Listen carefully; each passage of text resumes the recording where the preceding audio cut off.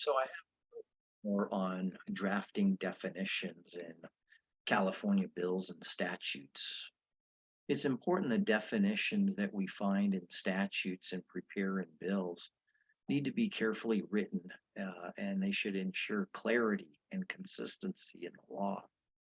Definitions are generally provided when a word might have more than one meaning or usage, and also to avoid repetition of a phrase if we can do it in a word or two.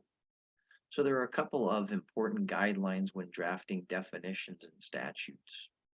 For example, we use the word means to set forth a full meaning of a word. X means the following.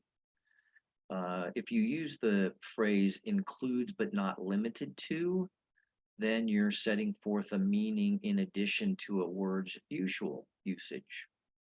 Now, some legal commentators say a definition that is restrictive follows the word means because means is a very specific item. Therefore, it's restrictive. A definition that is less restrictive or extensive is usually followed by the word includes because it doesn't specify everything. Now, another important drafting rule is that it's important to not use the defined word in the definition itself, as well as to avoid including substantive provisions in a definition.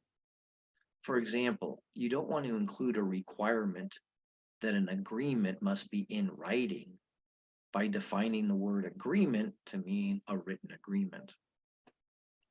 Also, a definition, again, should not contain substantive law in addition to the definition, because in that case, the substantive law might actually be hidden in a place that the statutory reader is not likely to expect to find it.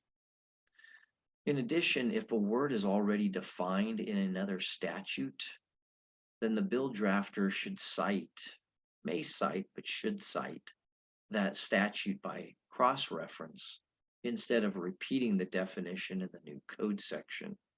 Now, this has the primary advantage of promoting statutory uniformity so that there's consistency along related statutes or statutory schemes that include similar or the same definitions. And defining a term by reference is accomplished in the same way as any other reference by providing a specific code citation for that definition that's being referenced. Finally, in terms of placement, definitions are ordinarily set forth at the beginning of a bill or a statute, and they should be arranged naturally in alphabetical order to more easily find them and their definition. And then obviously use the defined word in the statute rather than that full definition.